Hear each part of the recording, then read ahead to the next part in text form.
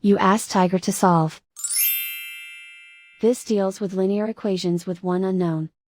The final result is p equals 6. Let's solve it step by step.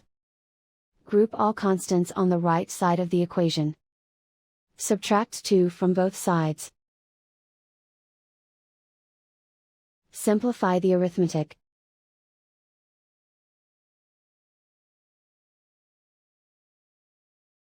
Isolate the p. Multiply both sides by 2. Group like terms. Multiply the coefficients. Simplify the fraction.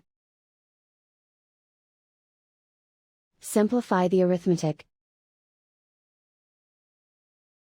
And so the final result is p equals 6.